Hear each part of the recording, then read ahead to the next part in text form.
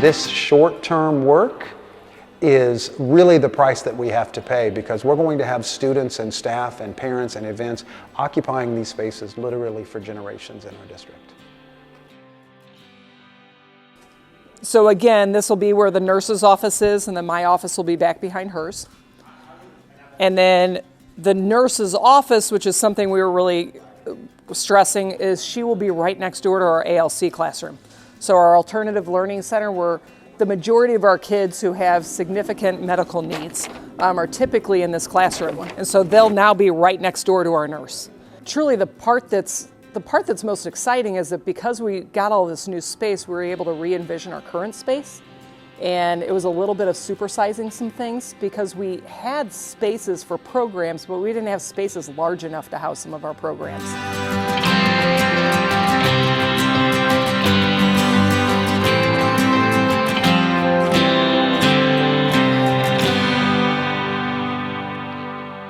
What are you excited about? How big the new gym's gonna be, mostly, yeah.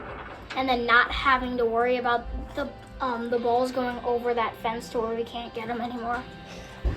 Probably to get like a new gym in a separate cafeteria space, because now we have to sit two to a bench and it's so cramped.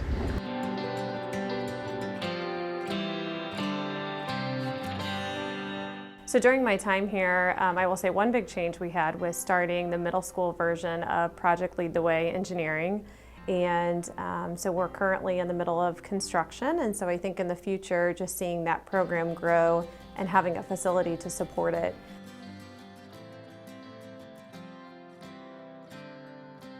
I'm excited about having more space, where if I want to have a full group practice and have all 80 or 90 of my students, I can have them all in one spot.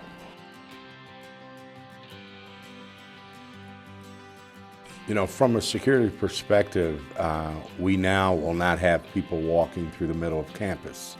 They'll have a direct entrance off of Daugherty Ferry, which will cut down on any possible unwanted visitors.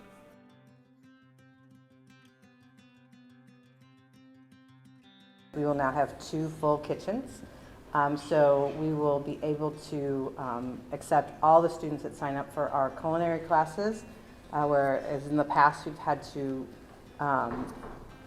put about 80 kids on a waiting list. For engineering, we are going to be getting 2 lab spaces that will be attached to shop areas, so that we'll be able to work with our students in both settings at the same time. So kids can be planning on the computers while other kids are working in the shop, and vice versa. Any opportunity that I have to talk about Prop R, I want to make sure that I thank the Board of Education.